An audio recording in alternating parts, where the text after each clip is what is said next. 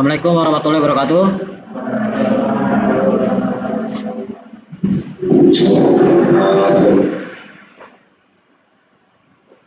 Ya, selamat siang semuanya.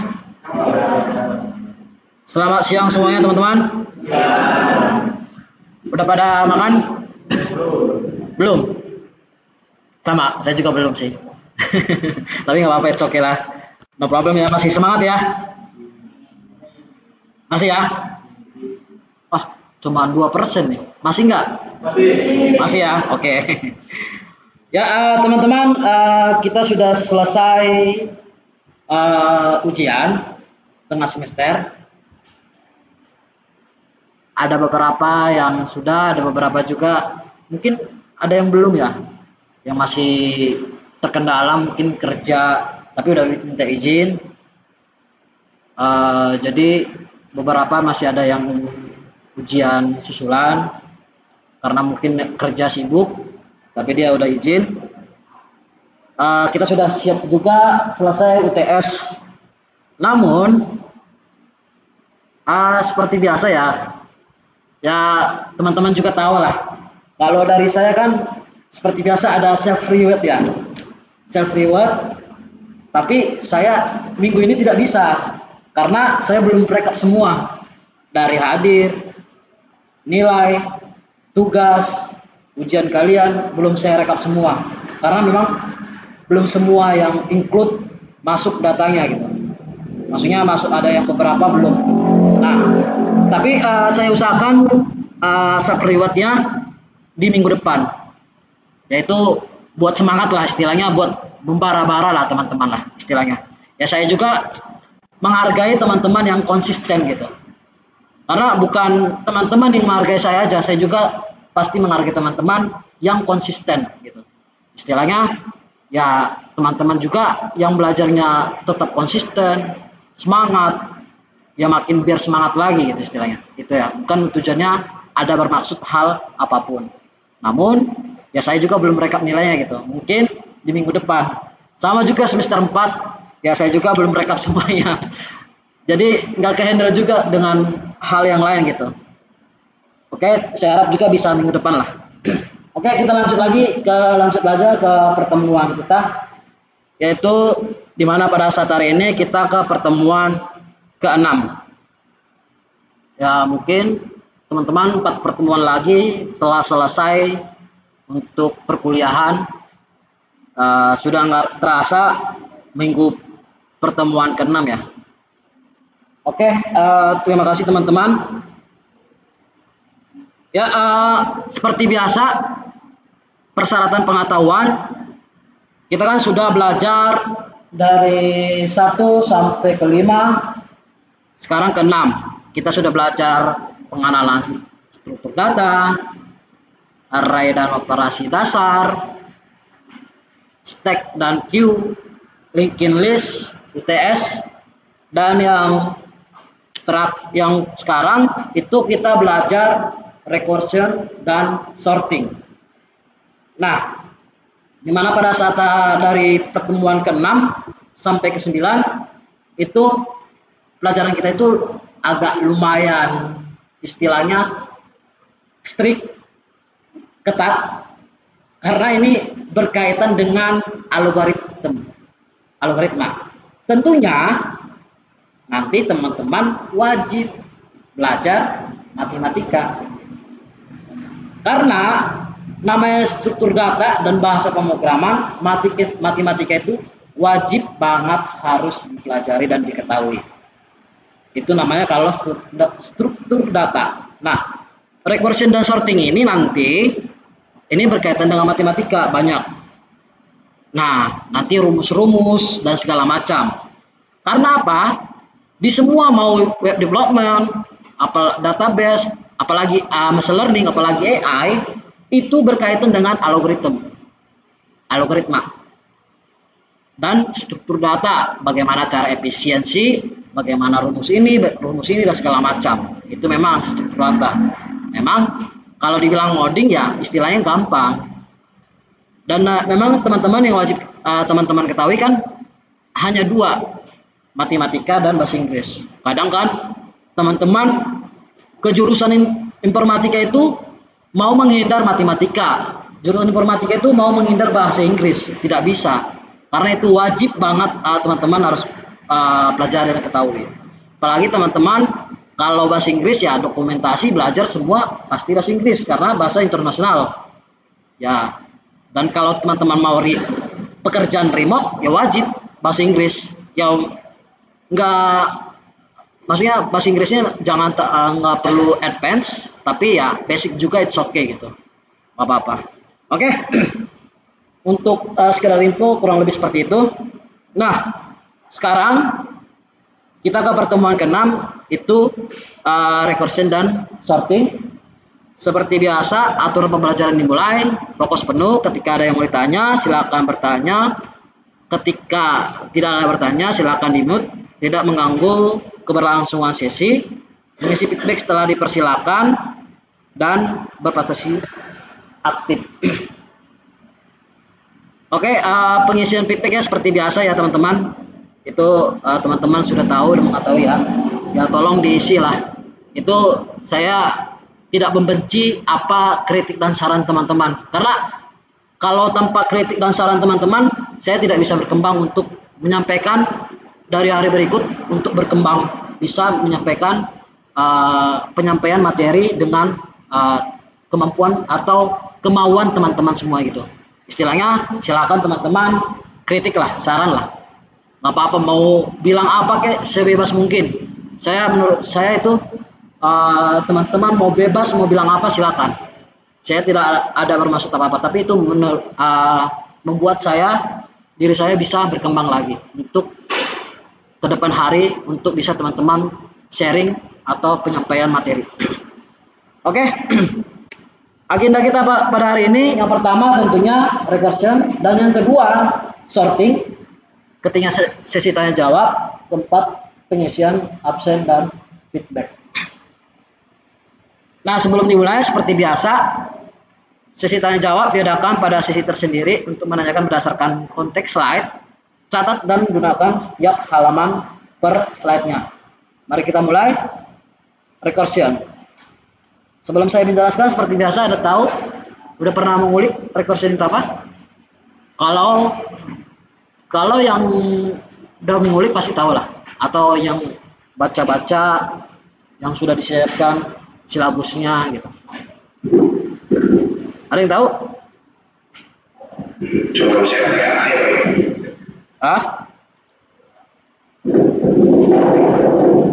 itu namanya CVAI dan jawabannya kita sebelum dimulai.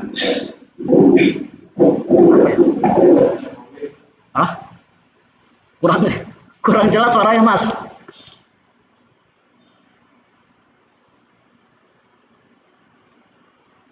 Ya, mencari sesuatu sebelum dimulai kan seperti kan tadi saya tadi pagi. Terus? Ya saya mencarinya gitu di Google ataupun di AI cepat dan memahami di inilah ya memakai blog. Oh, oke. Nice. Ya, terima kasih. Ada lagi?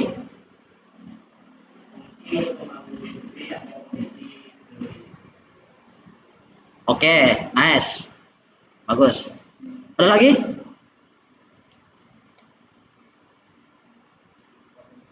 Ayo. Yang perempuan. Ada?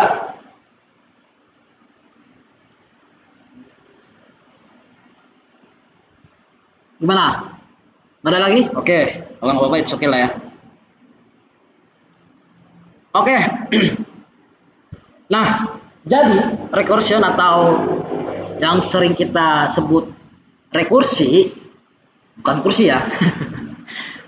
Itu dimana teknik ini sebuah fungsi ya, memanggil ya personalnya diri sendiri gitu. Nah, tapi ini secara bertahap. Konsepnya itu nanti dia best case ya, kondisi berhenti ketika dia memenuhi dalam kondisi n ya, nilai. Nah, rekursifikasinya itu proses pemanggilan fungsi kembali. Jadi ketika dia memanggil sebuah function atau fungsinya, ya kembali lagi gitu istilahnya prosesnya, pemanggilannya. Jadi proses pemanggilan, dipanggil lagi sampai dia benar-benar nilainya, contohnya nilai n sama dengan 1. Ya kalau satunya udah berhenti, ya kembalikan nilai, returnkan nilainya 1, contohnya gitu. Nah kurang lebih seperti itu. Nah kita next. Nah jadi nanti konsepnya seperti ini ya, struktur data recursion-nya. Function sebuah fungsi recursion nanti ya ini pengkondisian lah, pengkondisian pakai if. Kondisi berhenti, kalau memang ada berhenti nilainya ditampilkan. Ya kalau enggak ya udah direturnkan aja, kembalikan nilai lagi sebuah fungsinya. Ini untuk hal simpelnya. Nanti kita contohin lah untuk hal kompleksnya.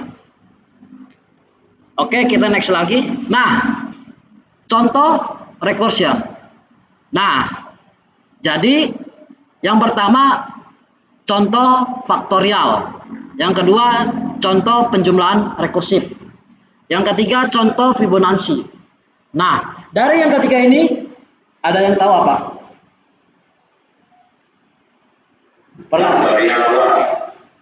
Kalau yang pandai matematika ini tahu, pasti paham. Yang pandai matematika tahu nih, paham. Faktorial, penjumlahan rekursif. Oke, kita jelaskan satu-satu ya, contohnya ya. Nah, yang pertama itu contoh faktorial ya. Jadi faktorial n kali nanti n-nya dikurang 1. Contohnya gini. Oke. Jadi faktorial itu ingat rumusnya. Ini contohnya gini ya. Kita hapus. Ini kita belajar matematika gitu. Karena kita harus tahu ini dulu biar nanti tahu codingannya.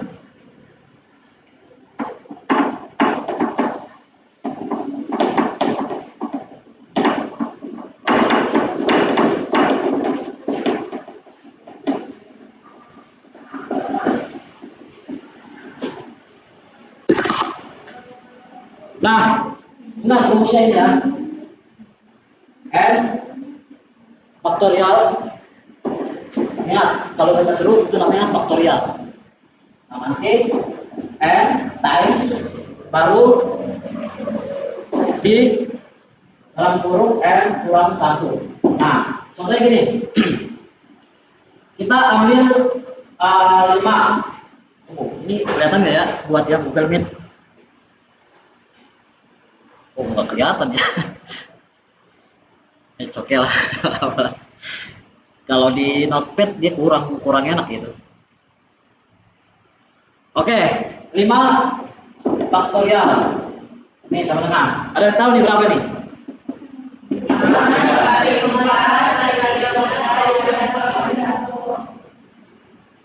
Dari mana itu dapat? Satu orang acungkan tangan, jangan semua. Ayo, berpikir secara logika. Ayo. Ada yang mau maju? Ayo, nggak apa? Ada yang mau maju nggak? 5 faktorial, berapa hasilnya?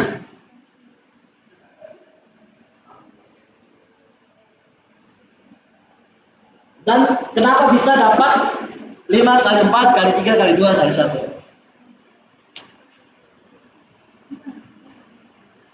Ingat rumus n faktorial n kali n kurang 1. Rumusnya itu. Ada yang tahu? Maju ke depan langsung. Gimana?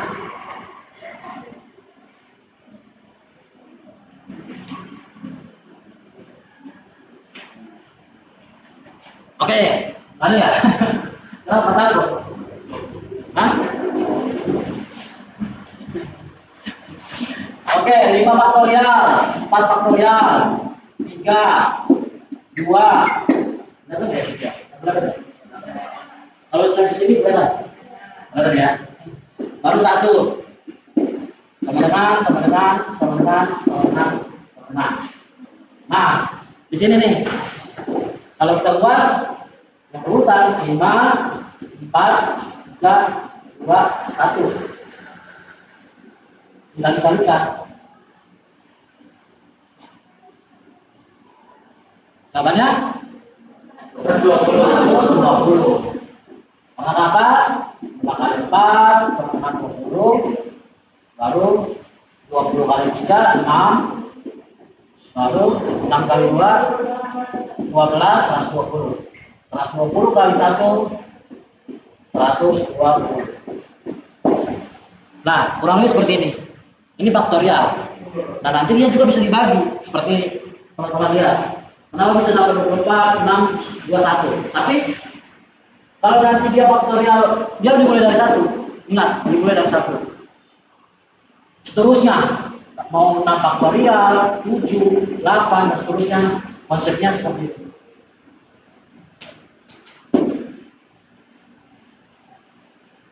Nah, begitu kurang lebih seperti itu.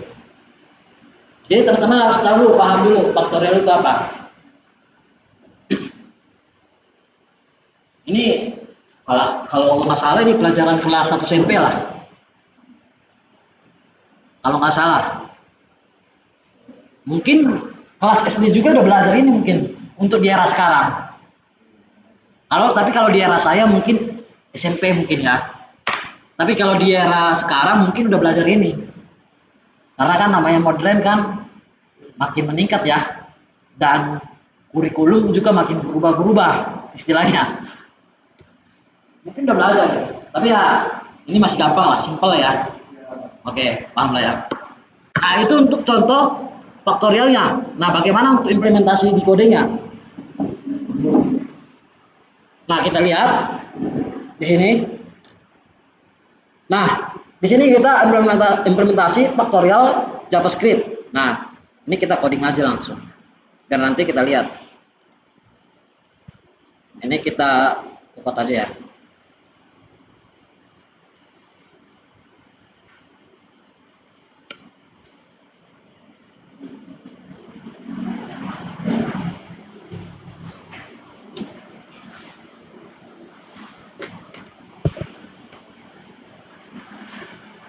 Kita buat folder baru mkdir belajar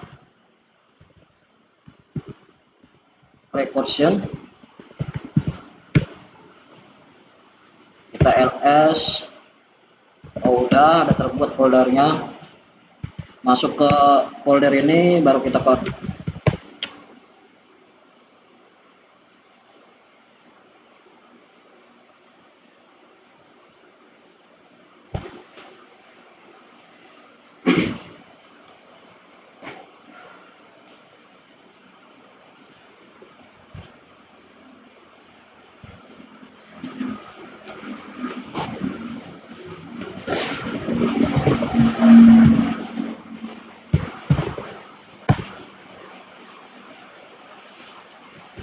Nah, kita lihat nih ya di codingannya ya. Ini kita ambil aja dulu. Nah, agak berat banget ini ya. Duh, terlalu berat ini OBS ini.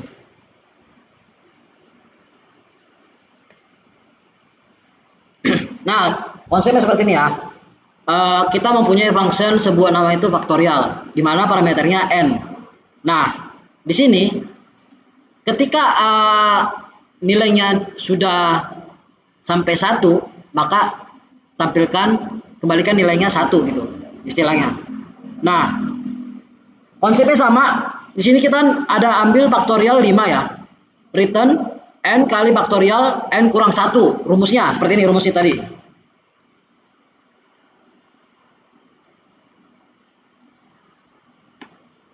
Nih, n faktorial n times n kurang 1 dalam kurung. Nah, kalau kita buat di sini n kalau bintang ini tanda petik itu kali times faktorial n kurang 1 dari rumusnya. Nah, nanti faktorialnya 5. Kita ambil nih, faktorial 5 nanti sama kayak ini konsepnya. 5 kali 4 kali 3 kali 2 kali 1. Nanti dikalikan. Dia karena perulangan. Karena perulangan pakai ini kita, pakai if. Tapi kalau sudah dia nilainya sudah 1, maka dihentikan, kembalikan nilainya 1. Berhenti di nilai 1 gitu. Sampai dengan faktorialnya 5. Nah, kita lihat nih.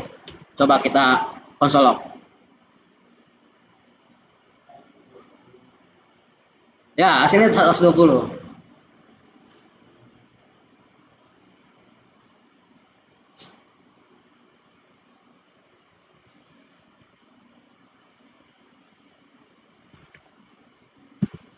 Kita lihat. Nah, hasilnya 20. Konsepnya kayak gini, maksudnya gini. Nanti dia hal seperti ini nanti. Dia seperti ini proses hitungannya. Faktorial 5 baru 5 kali faktorial 4, 5 kali 4 faktorial 3, 5 kali 4 kali 3 di faktorial 2, 5 kali 4 kali 3 kali 2 faktorial 1. Nah, nanti hasilnya seperti ini. Nanti hasilnya 120. Contohnya juga kalau dia di sini faktorial yang 6, ya berarti 120 kali 6 gitu. Kita lihat hasilnya berapa? 720. Hal seperti itu seterusnya. Makanya nanti ditanya, coba carikan faktorial 1025. Tuh, gimana, bingung? Nah, buat kayak gini lah. Maksudnya buat kayak gini sampai 1025.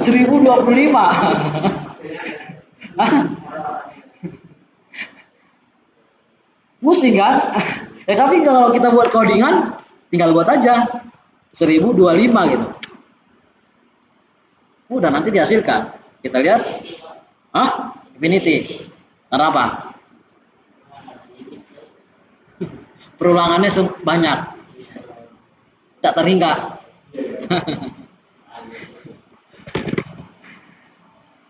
Yang penting ingat aja konsepnya. Ini. Setiap matematika itu cuman teman-teman harus ingat itu rumusnya. Jadi kalau teman-teman udah tahu rumusnya, N kali N kurang 1. Nanti N-nya berapa? 120, contohnya 1025 baru N kurang 1. Ya, gampang lah itu ya. Nah, nanti pembagiannya juga kayak gini. Kalau faktorial 24 dibagi 4, 6. Kalau 6 kali 4, 24. Benar kan? Nih kalau yang sini nih. 24 bagi 4, 6. Kalau 6 kali 4, 24. Jadi kayak gitu kalau pembagiannya. Kalau perkaliannya seperti ini. Nah, kurang lebih seperti itu. Matematika udah sangat menyenangkan, bukan?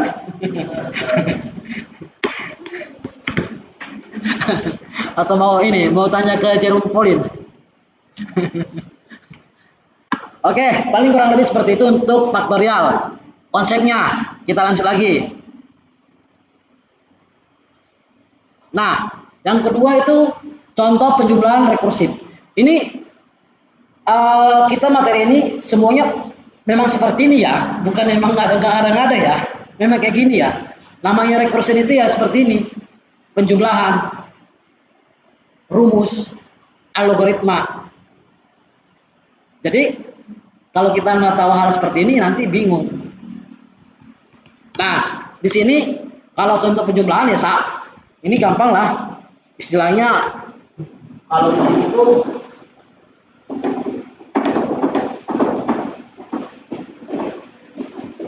kalau teman-teman nih lihat silabus kampus lain, struktur data seperti ini.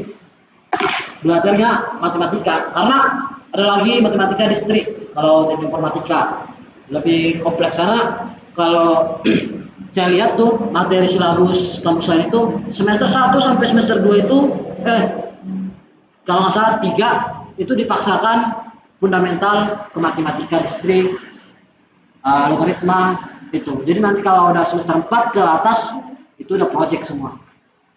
Jadi teman-teman itu jangan fokus di semester 45, harusnya fokusnya di sini semester 1, semester 2. Nanti kalau teman-teman meninggalkan basic ini, bingung. Karena nanti ada hal seperti ini semua di kedepannya, mau itu apalagi teman-teman kalau di soal data, ya data science ya kayak matematika semua. Nah, kita lanjut lagi ke materi. Kalau 1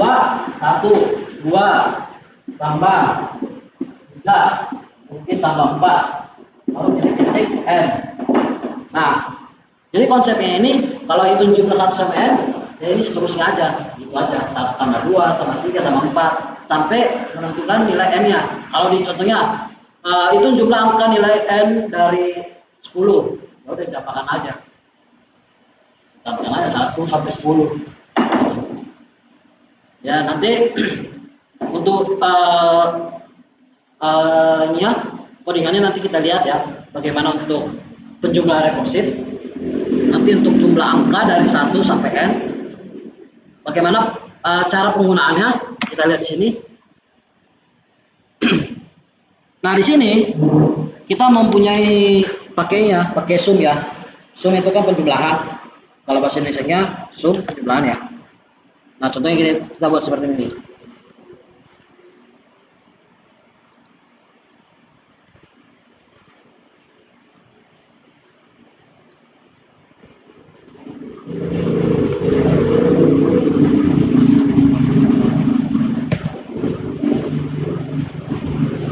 Nah, di sini kita mempunyai sebuah fungsi yang bernamanya itu sum, di mana parameternya itu dalam kurung itu namanya parameter. Parameter itu untuk membungkus sebuah nilai. Nah, kita buat sini n. N itu nilai. Nah, sama. Ketika nilainya n sudah memenuhi kondisi 1 sama dengan 1. Udah belajar waktu itu ya, sama-sama dengan 1 sama dengan 2 itu apa artinya, sama dengan 2, 3 itu apa artinya gitu. Kalau sama dengan 3 itu memenuhi kondisi nilai yang tersebut. Nah, jika n memenuhi kondisi 1, maka kembalikan nilainya itu direturnkan 1. Nah, hasil nilainya nilai tambah sum n kurang 1. Nah, kalau 5, jadi kalau kita lihat di sini, kita clear. Hasilnya 15. Karena apa? Karena nanti konsepnya kayak gini, 1 tambah 2 tambah 3 tambah 4 tambah 5 sama dengan 15. Simpelnya. Itu namanya penjumlahan rekursi atau recursion. Nah, itu untuk penjumlahan rekursi ya. Jadi teman-teman pahami bagaimana konsep penjumlahan rekursi. Nah, kurang lebih seperti ini. Jadi 1 tambah 2 tambah 3 titik-titik itu dan seterusnya sampai dapat nilai n-nya. Kalau diminta berapa nilai dari penjumlahan n-nya 5 gitu istilahnya, maka ditambahkan seperti itu, dicari sampai memenuhi kondisi dia nilainya 1 gitu n-nya. Nah, kurang lebih seperti itu untuk penjumlahan recursion. Kita lanjut lagi. Nah, yang ketiga itu Fibonacci. Ada yang tahu Fibonacci?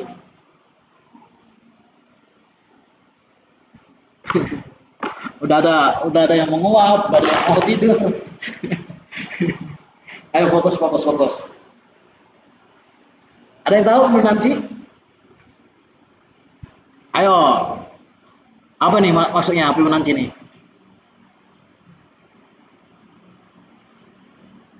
Ayo, apa? Ayo.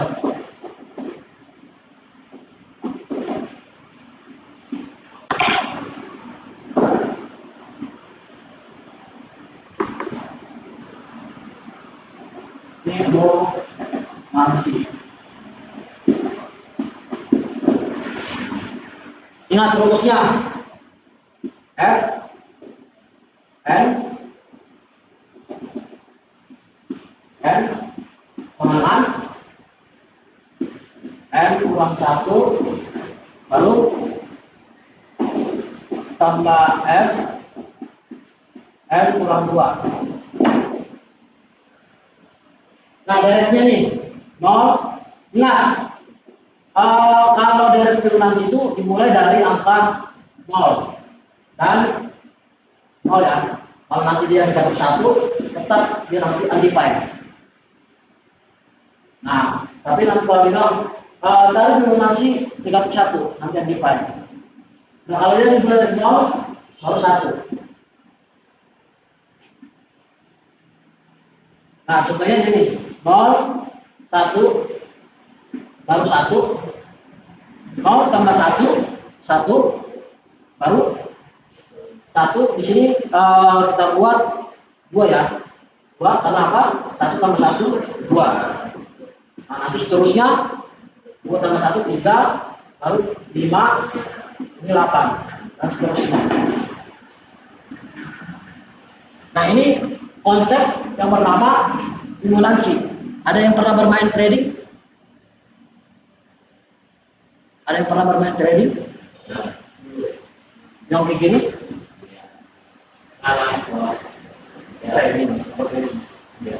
Pernah?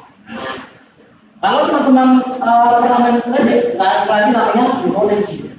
Ini adalah teknik keuangan.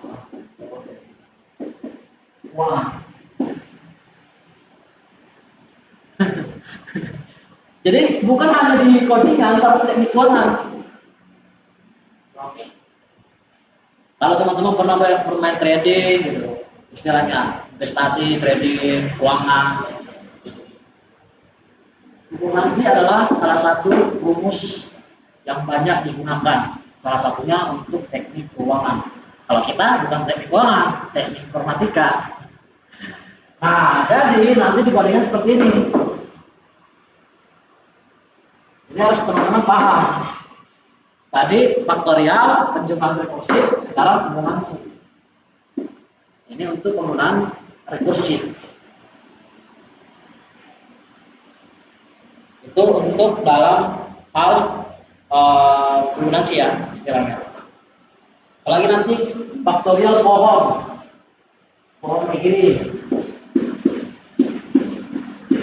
Nanti contohnya di sini array 2,3, 4, 6, 8. Nanti dibagi 3, 2, 3, 4. Sini 6, 4, 8. Contohnya, bagilah sampai dia menjadi angka 1. Nanti kita akan ada materinya juga seperti itu.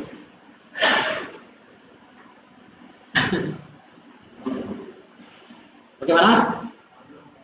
Aman ya? Aman lah ya? Masih aman lah ya? Nah, itu untuk teknik Fibonacci ya. Nah, kita lihat di sini.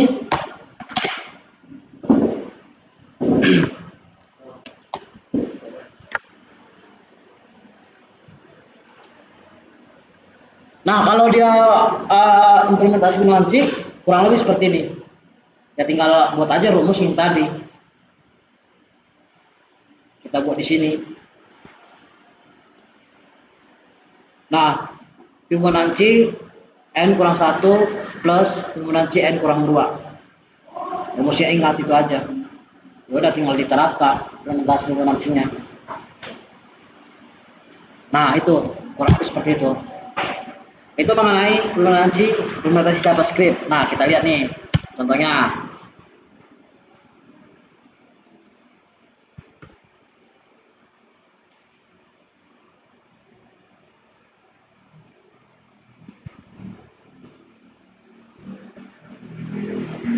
Nanti kalau kita nih carikan Fibonacci 6, ya udah tinggal cari. Nanti konsepnya sama. Oh, udah dihapus ya. Jadi yang penting awalnya itu 0, 1, 1, baru 0 tambah 1, baru 1 tambah 1, 1 tambah 2, dan seterusnya. Jadi pendekatannya itu dari dekat angka jumlah yang sudah dijumlahkan. Nah, kurang lebih seperti itu untuk teknik Fibonacci. Yang gak heran lagi kalau teman-teman udah belajar trading, tapi ini bukan materi trading. Tapi kalau udah pernah ke situ, nggak asing lagi dengan yang namanya Fibonacci, teknik keuangan. Nah, kurang lebih seperti itu ya teman-teman ya. Oke, kita lanjut lagi.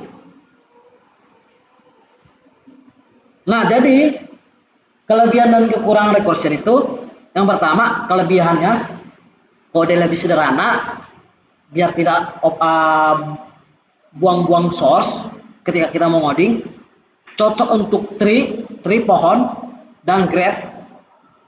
Tree itu pohon ya, pohon seperti tadi faktorialnya, ini pohon sampai ke bawah, mudah dipahami untuk masalah tertentu. Nah, kalau kekurangannya, yang memorinya lebih besar jadinya, karena kan dia jumlahkan di perulangan terus lah. Kalau kita cari perulangan sampai 20, ya perulangan 20 faktorial 19 faktorial ini, jadi perulangan terus, makan banyak memori. Tapi dia bisa menyebabkan stack overload, kadang lebih lambat. Ya makanya hanya tertentu. Tapi ini di setiap pemrograman, di setiap real case project pasti ada hal-hal seperti itu.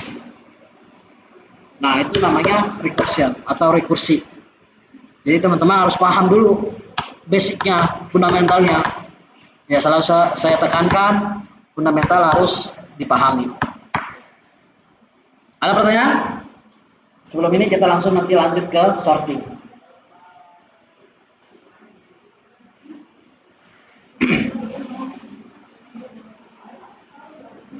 Ada pertanyaan? Yang online paham lah ya? Insya Allah.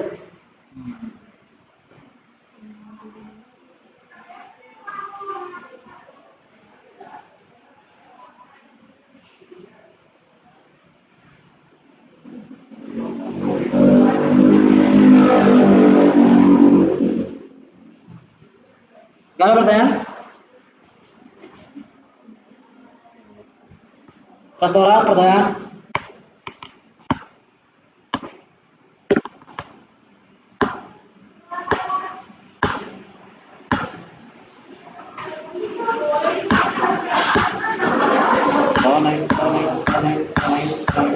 Oke, gak apa-apa lah. Saya harap udah mengerti ya. Oke, yang kedua ke materi kita itu recursion dan sorting. Recursion kita sudah belajar bagaimana cara penggunaan faktorial, bagaimana itu sudah rekursif, Fibonacci. Itu semua teknik itu teknik rekursi. Jadi sebenarnya masih banyak lagi, namun ya itu hal yang itu masih sangat banyak digunakan. Nah, kurang lebih seperti itu. Jadi teman-teman harus paham gitu. Nah, nanti kalau dia ada tahu rekursi, ya kita ke sorting. Sorting lagi nanti kayak gini konsepnya gitu. Nah, jadi sorting itu adalah pengurutan data. Dia di sorting. Ya kalau kita nih menyorting barang, produk, sorting barang yang paling murah dulu, sorting. Atau biasanya kita filter, ya kan? Sorting barang yang paling besar. Nah, kurang lebih seperti itu. Nah, nanti ada dua ascending, kecil ke besar. Untuk descending, besar ke kecil. Nah, contohnya seperti ini.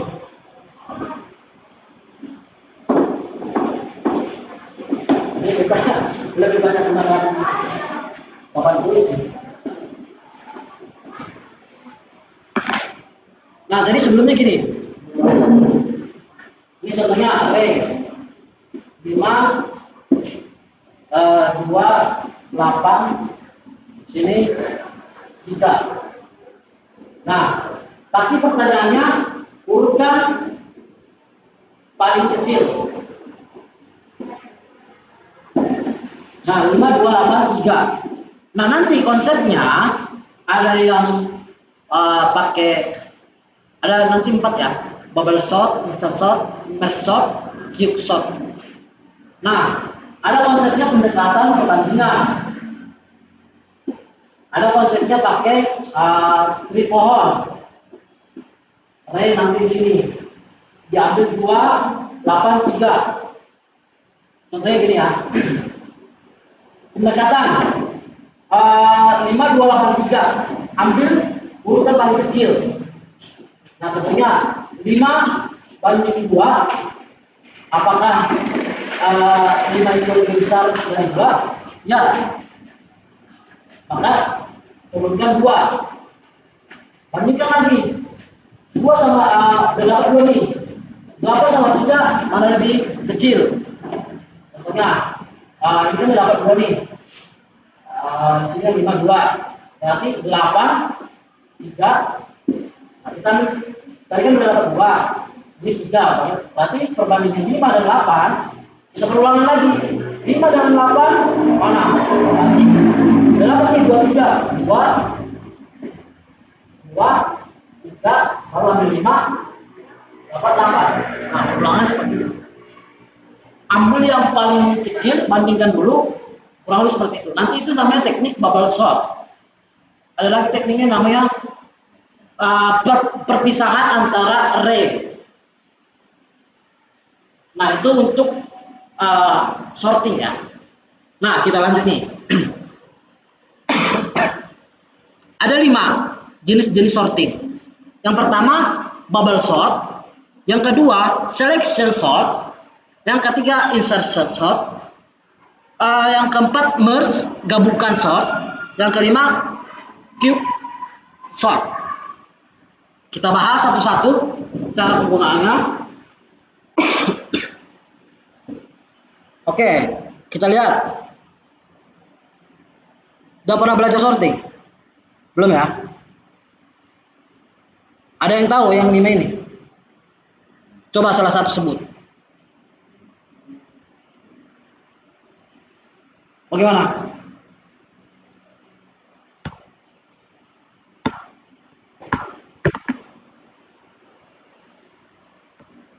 Belum ada ya? Oke, apa? Kita bahas satu-satu. Nah, jadi bubble sort itu membandingkan 2 elemen yang berdekatan, lalu menukarnya jika salah urut.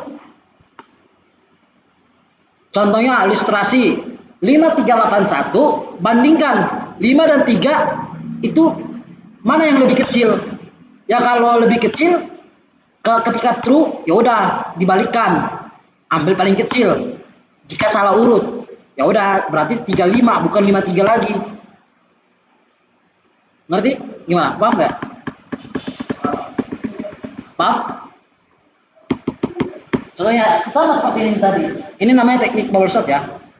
Contohnya kita ambil nih 5, 3, 8, 1. Nah, bubble sort itu istilahnya 2 elemen, berarti 2 yang dibandingkan.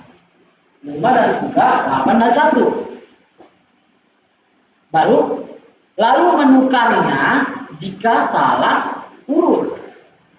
Contohnya perbandingan 5 apakah lebih kecil dari 3?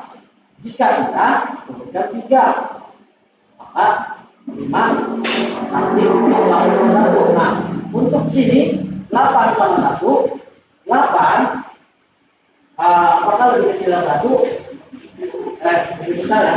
Dari 1? Ya, enggak. Berarti jadi 3, 1. Nah, ini masih rapi. Selebihnya seperti itu. Sampai dia dapat 1, 3, 5, dan 8. Jadi perulangan lagi ini nanti dicari sampai dapat dia 1. Ketika udah dapat 1, dapat 3, 5, dan 8. Sampai dia benar-benar dapat. Tapi perbandingan itu 2 elemen. 2 elemen ini sama ini pertama. Perulangannya. Bagaimana? itu. Nih, kita lihat codingannya. Nih, agak panjang sih. Nih, kita lihat ya. Nih, kita lihat.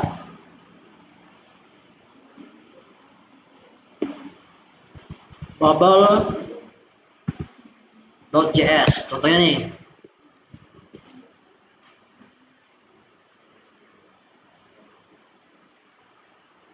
Nah, kita lihat ya, nih. Kita mempunyai sebuah function bernama bubble sort. Di mana kita mempunyai sebuah variabel itu namanya n. Oke, nanti kita hitung array-nya leg-nya berapa gitu. Nah, perulangan. Bandingkan antara, kan ini kita ambil nih dari 5, 2, 8, 1, 3. Ini kan salah urut mas ini.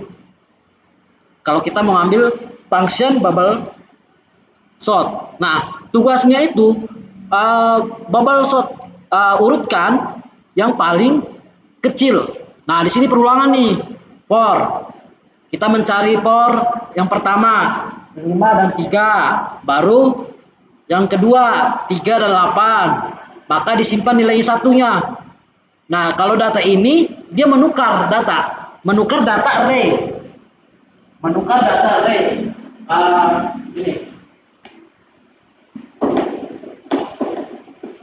Kalau yang di let tab variable temp sama dengan array j itu dia menukar.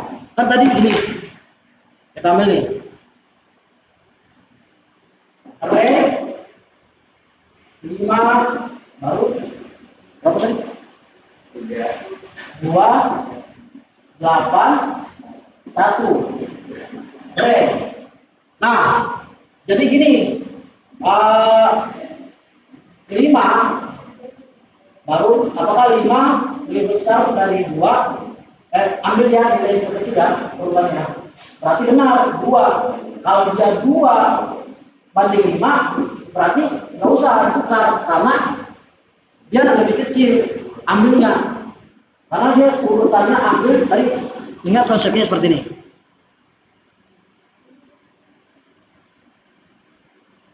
Nah, ambil dua elemen itu ya ini, dua elemen yang ini kita ambil. Yang pertama ini kita gunakan dulu, kita berikan. Nah, ambil nih, apakah 5 2? Ya benar, 2 kita ambil berarti urutannya seperti ini, 2 5 8 1. Nah, ini untuk perulangan sekarang. Oke. Nah, kita ambil lagi 8 dan 1. Kita ambil 8 1 nih. 8 dan 1. Berarti di sini masih pas kan? Berarti di sini 2 1 baru ambil yang tadi 5 dan 8. Cari lagi sampai depan. Nah, itu sampai hasilnya nanti bawah 1 5 masalah 1 2 5 dan 8. Dicari sampai perdekatan. Nah, itu untuk namanya bubble sort. Tapi dengan 2 elemen perbandingan. Cari 2 perbandingan. Nah, kalau yang tadi yang di sini ini gunakan ininya penukaran data yang dari 5 ini sampai jadi ini. Itu konsepnya, maksud dari codingan tersebut. Nah, kalau yang tadi ini untuk proses dari ini nih, dari for let ini yang kedua, baru yang ketiga, prosesnya seperti ini. Untuk dalam sebuah implementasi di codingan. Nah, itu namanya bubble sort. Bubble. Oke, kita next lagi.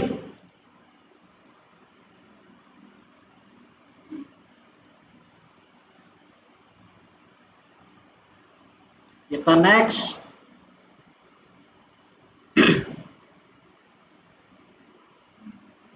Yang kedua itu selection sort. Sebenarnya ya kita tujuannya mengambil nilai terkecil, lalu menempatkannya di posisi yang benar. Nah, contohnya nih, kita lihat nih. Dia ini istilahnya sama dengan ini, tapi dia menggunakan tidak pergunakan perbandingan, langsung aja ambil terkecilnya. Contohnya ini ya, kita lihat. Ini saya ambil dulu nih codingannya ya, biar teman-teman lihat. Agak panjang sini. Selection ya.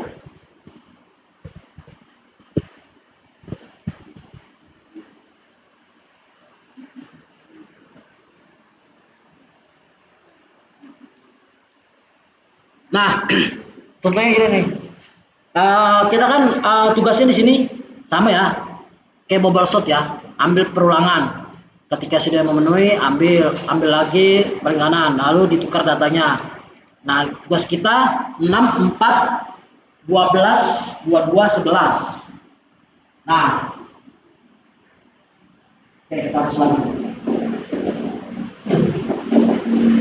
Kalau nanti di notepad atau di catatan ya enak di papan tulis dan cepat, maksudnya notepad ngetik akhir.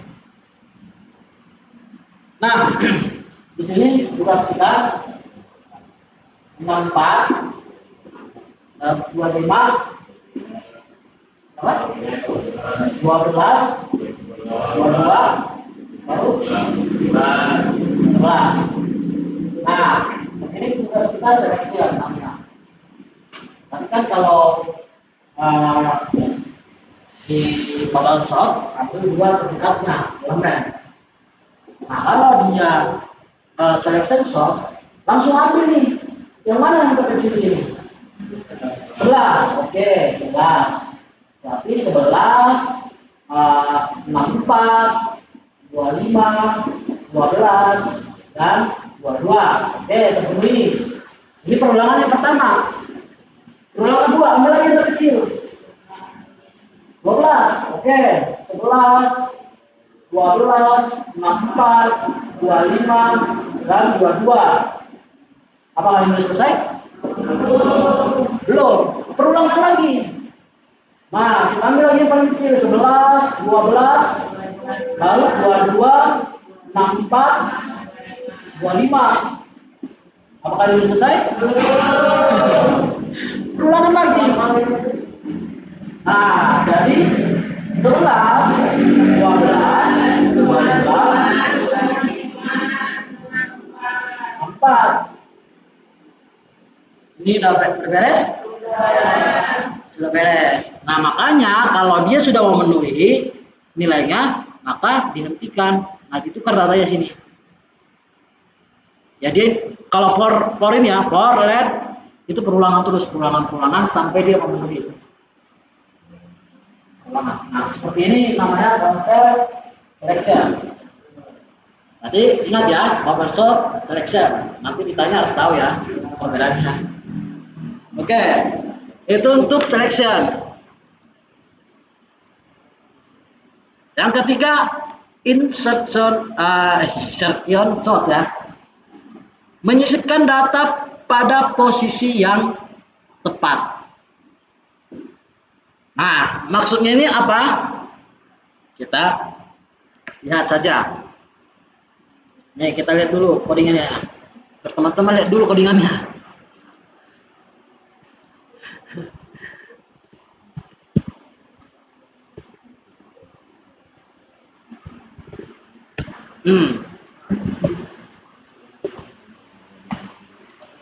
Nah, di sini kita punya sebuah fungsi insert shot perulangan ketika dia memenuhi 1 i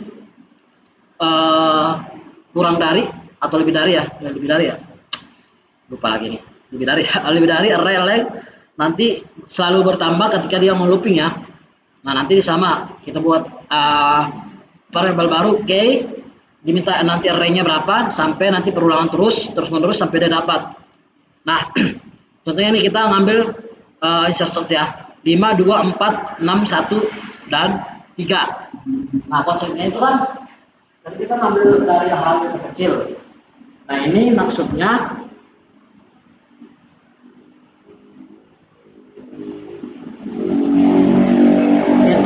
memposisikan data pada posisi yang tepat. Ada yang tahu? Hah?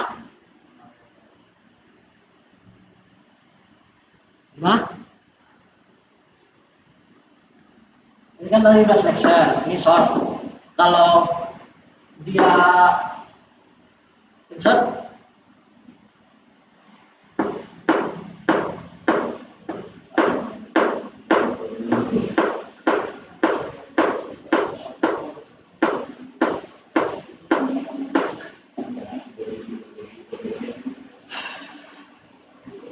kita lihat nih ya.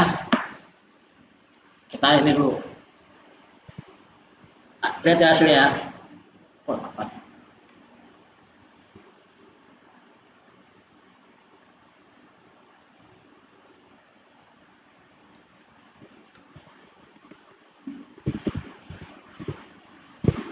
Nah, hasilnya seperti ini. 1, 2, 3, 4, 5, 6. Jadi gini.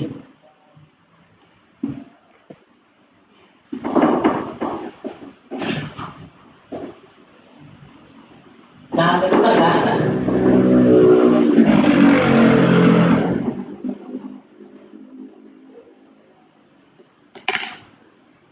Nah, di sini tuh berapa nih? 5, 2, terus 4, 6, 1. Apa lagi? Oh, banyak banget ya. Nah, konsepnya itu dia gini ya. Kita ini kan penggabungan ya. Kalau penggabungan jelas ya. Kalau bisa pun sahabat-sahabat. Ini nanti saya agak takut lah. Kalau pas tadi itu ya oke. Nah, kita lihat ya. Di sini kan 5, 2, 4, 6 dan 1 dan 3. Nah, di sini kita ambil dari sisi tengah. Ambil dari sisi tengah. Oh, ini pakai kok. Quick ini quick. Ambil yang pasti aja. Langsung berapa? 4. Nah, ini tidak banyak perulangan ya, banyak perulangan. Langsung ambil plastik. Dia langsung ambil dari ujung 3, 1, 6, 4 dan 2. Nah, kita balikan dulu. Nah, setelah itu,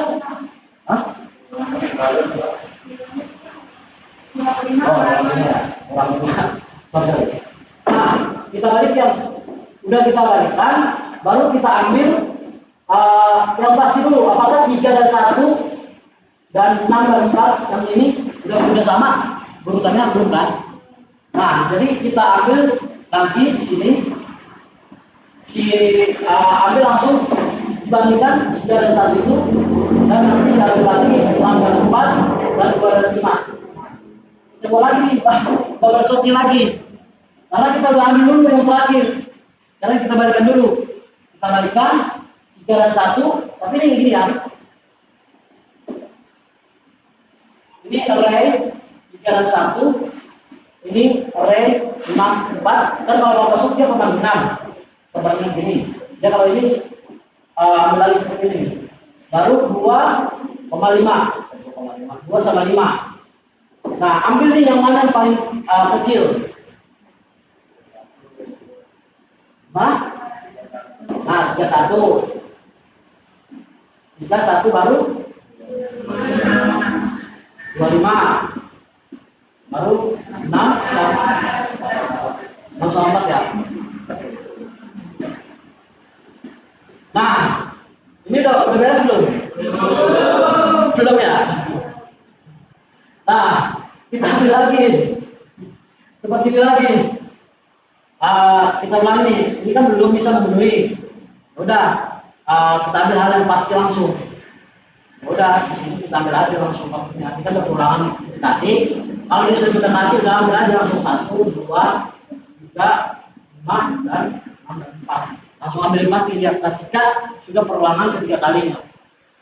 Karena dia sudah mendekati banget gitu. nggak perlu lagi buat seperti itu namanya biar memori tidak memenuhi, biar efisien lebih efisien. Nah nanti ada lagi yang paling hebat lagi namanya merge. Oke, ini kurang lebih seperti ini untuk insert shot ya. Hah? Mana? Empat ini. Oh, ya udah gitulah ya. Paham lah ya. Mungkin salah tulis lah.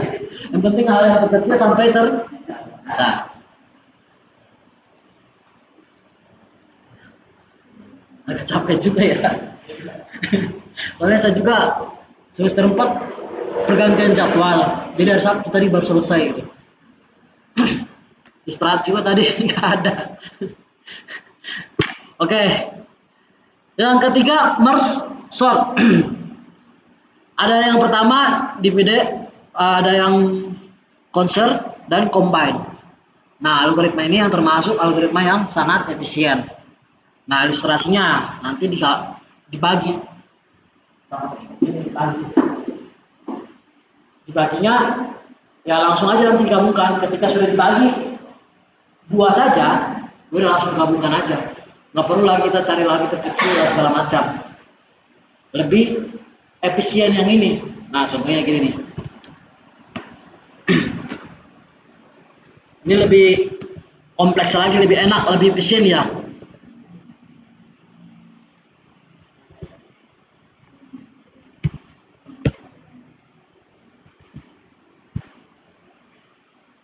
Ini yang online, kasihan juga yang online ya. Kasihan juga yang online nih. Oke, di sini kita ambil merge ya. Merge itu bahasa Indonesia apa? Gabung. Nah, di sini tugas kita menggabungkan array. Nah, di sini contohnya kita mempunyai sebuah fungsi merge. Nanti di sini left dan right. Nah, nanti resultnya left dan right ya. Contohnya kita ambil nanti left-nya berapa, right-nya berapa ya. Nah, kalau kita nih, contoh ini.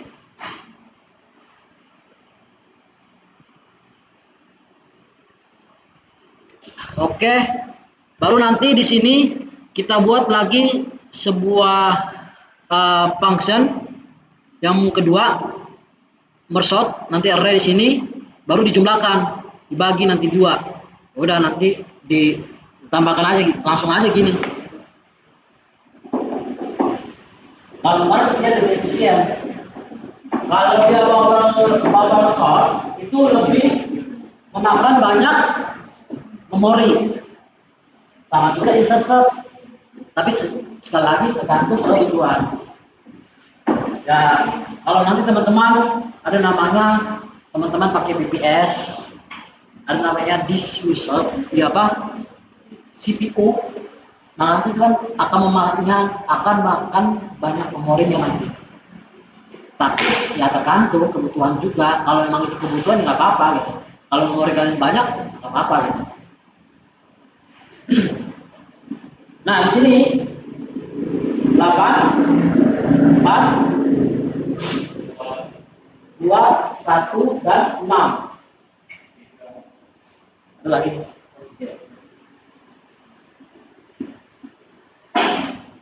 Nah, di sini kita langsung bagi dua. Array 8, 4, 2. Ini namanya di kiri atau left, bahasa Inggrisnya left. Nanti ya teman-teman lihat di sini left. Nah di sini 1, 6 dan 3.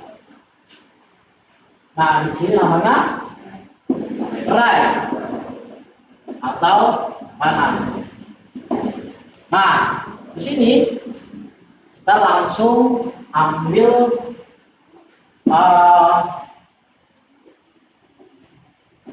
faktorial untuk 3 pohon, ambil dia kedua 8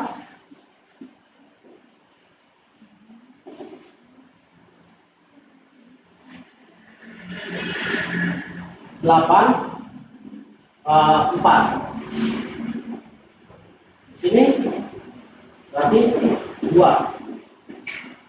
Nah di sini 1 6 3. Lalu di sini 3 ya. Nah kalau udah seperti ini, jadi dia sampai kayak gini kan arahnya ya. Maksudnya faktorial jadi arahnya tree pohon, dia harus, maksudnya dia sampai di sana sampai sana begini. 8 4 2 1 baru 6 dan 3. Udah, ini tinggal digabungkan aja semua. Ambil langsung yang paling kecil dari penjumlahannya. Nah, kita ambil yang paling kecil nih, mana nih? Berarti yang ini. Ambil dulu 1 dan 6, baru itu yang kedua ini, yang ketiga ini, baru yang ini. Udah langsung dijumlahkan nanti. Digabungkan semua. Pertama ini 16, baru nanti apakah dia sudah memenuhi? 1 6, ini 2 3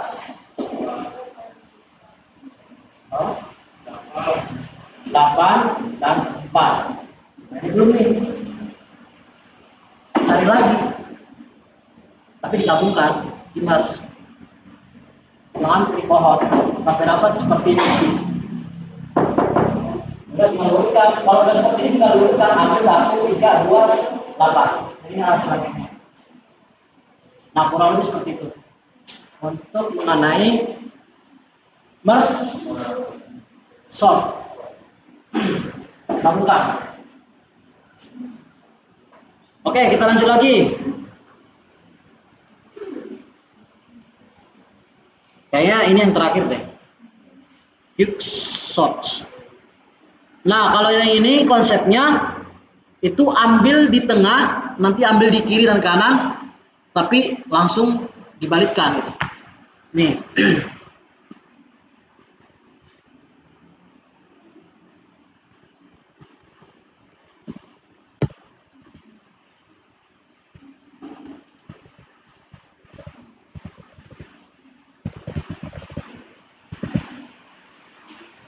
Nah, contohnya gini.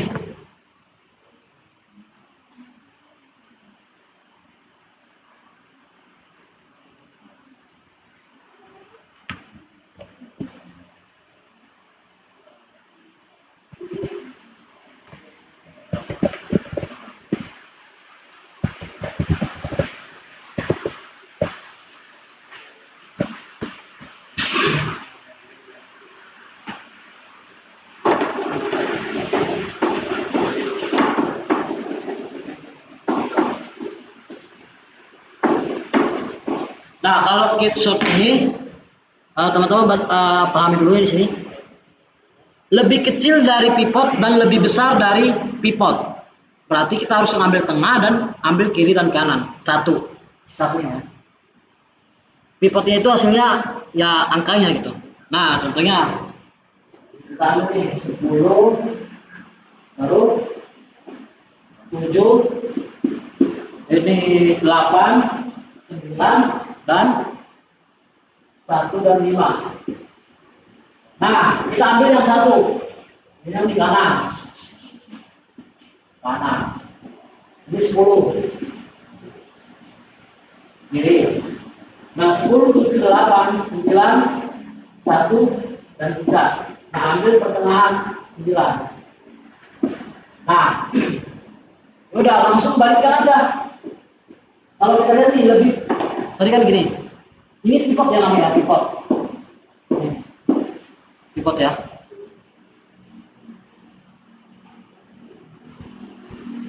Lebih kecil dari pivot nih. Ya, mana lebih kecil? Berarti 5, langsung aja sini.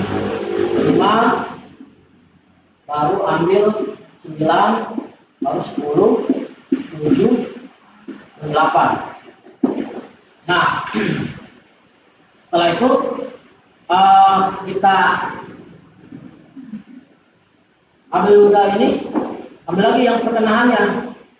Ini kan belum ya, ini. Ambil lagi kontuannya. 5, 9, 10, 7. Oh, ada satu ya? Ada satu yang enggak kelihatan ya? Kayak koma ya? Tulisan saya juga sih.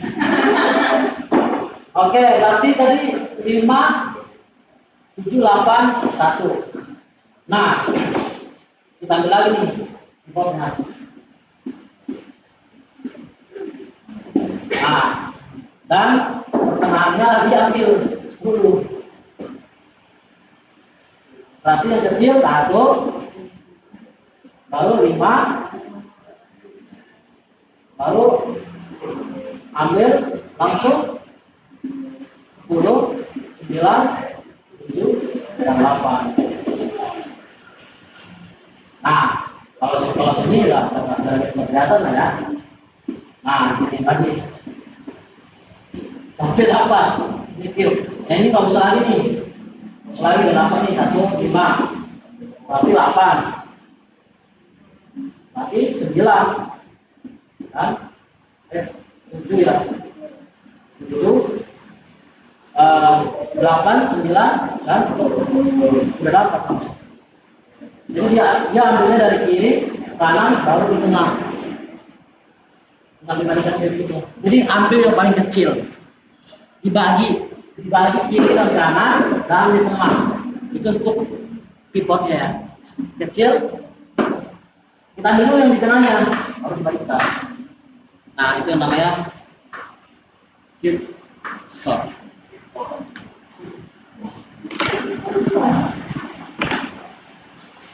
Itu kurang lebih seperti itu ya. Nah, kita lihat dulu hasilnya nih.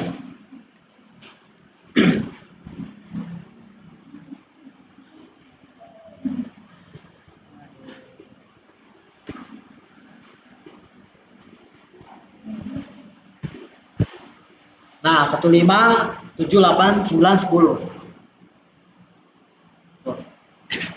Ya, di sini nih di returnkan nih. Returnnya ya yang tadi seperti tadi left dan kiri. Dan di sini disimpan tuh, ambil kiri dan kanan. Ya udah, ketika dia memenuhi atau enggak, ya udah di if else lagi tuh. Sampai dia dapat terpenuhi.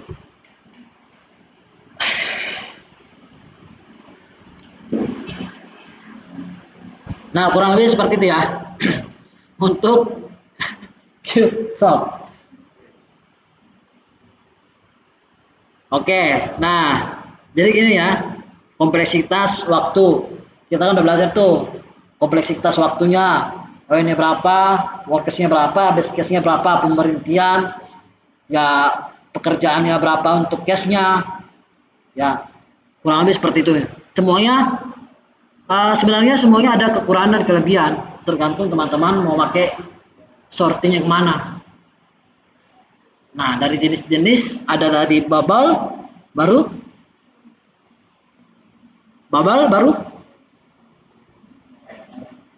selection baru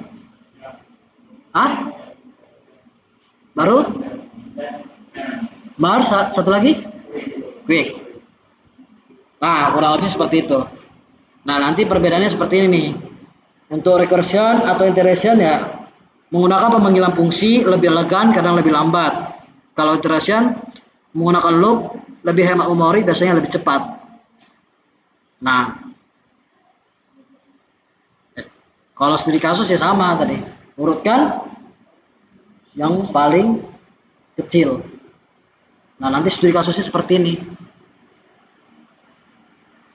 Coba urutkan nilai gitu. Mahasiswa. Tinggal gini aja, nilai sort A, B, row function A kurang B. Ya udah cari nilainya 60, 75 dan 90 sampai 100. Nah, kurang lebih seperti itu untuk studi kasus yang ngobrol lagi lah. Ini udah tahu lah, paham lah ya. Nah, kurang lebih seperti itu ya teman-teman ya studi kasusnya. Ya, ada pertanyaan?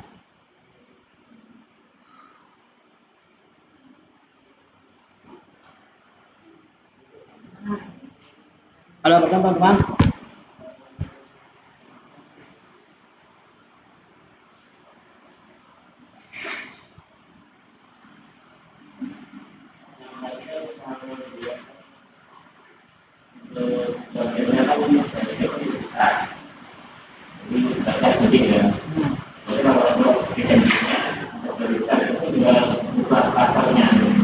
Iya. Tapi ya ini kan istilahnya sorting lah, tinggal dibalikan aja fungsinya. Yang penting yang pertama tadi ingat mau pakai apa dulu. Mau pakai bubble atau insert silakan gitu. Mana yang lebih efisien menurut teman-teman gitu. Tapi kembali lagi sih sesuai kebutuhan. Kalau datanya banyak, mau pakai apa? Mau pakai Mars atau Quick? Atau mungkin bubble. Jadi tinggal dibalikan aja gitu. Tapi ya konsepnya ini ada ya kita mau ngambil nilai dari terkecil. Itu dia yang sorting.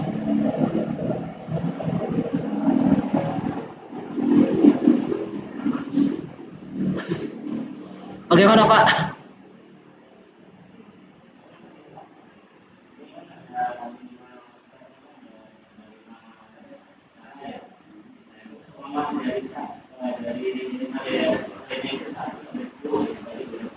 Oke. Dengan nilai yang sama nih dari lima nilai yang sama dan cuma caranya aja yang berbeda. Kalau dilihat dari situ yang paling efisien yang mana? Oke, benar. Mana yang paling efisien? Ya. Mau ada nilai yang sama nih. Tapi kalau menurut Bapak jawabannya apa? Sebelum saya bilang. Kalau dari kalau dia berada ya mungkinnya. Quick. Iya. Kenapa Quick? Ya, bacanya apa juga dia cepat lagi ya. Hah? Kan itu kan ada dari perjalanan ada cepat. Oh. Lebih baik Quick ya.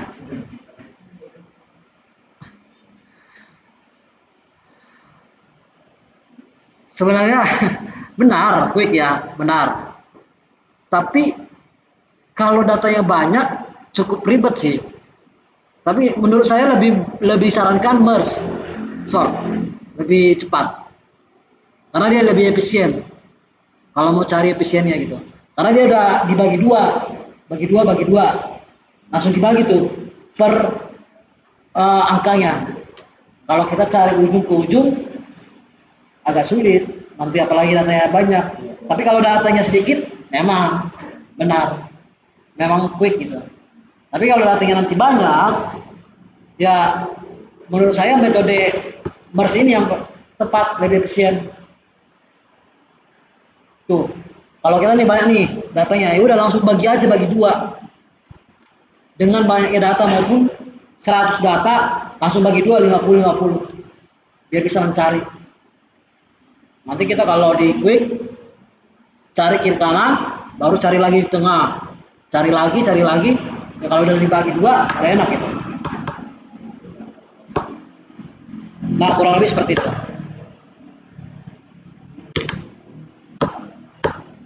Ada lagi pertanyaan? Gimana Pak? Terjawab? Sesuai dengan kebutuhan sih. Ya bisa aja quick, gitu. Bisa aja Mars. Tapi ya itu memori makan banyak juga. Tapi hal seperti ini tuh semua di bidang, mau itu di AI, machine learning, web development, mobile, konsep namanya recursion sama sorting itu semua ada. Mau dimanapun teman-teman belajar recursion sama sorting itu wajib ada. Apalagi di data science. Nah, kurang lebih seperti itu. Ada pertanyaan lagi? Kita sampai jam 4 ya. Aduh. Jangan lupa ya absen ya. Gak ada pertanyaan? Oke, kalau tidak ada pertanyaan, jadi recursion ini digunakan menyelesaikan masalah secara bertahap. Yang kedua memiliki base case dan recursive. Dan yang ketiga cocok untuk tree pohon, graph, faktorial dan Fibonacci, sorting, mengurutkan data, banyak algoritma sorting dengan kelebihan masing-masing. Gitu. Semuanya ada kelebihan dan kekurangannya. Nah, merge sort dan quick sort lebih efisien dibanding dengan bubble sort. Nah, antara merge sama quick ya lebih efisien. Nah, itu kesimpulannya. Bagaimana? Ya, paling kurang lebih seperti itu. Nanti sekarang ada lanjut lagi ya. Oke, ya. Kalau nggak ada lagi pertanyaan, kita akhiri pertemuan kali ini. Semoga teman-teman yang mau pulang sampai ke rumah dengan sehat selalu. Dan yang mau masih lanjut ya masih semangat lah, masih sore. Dan terima kasih buat semua teman-teman pada saat hari ini.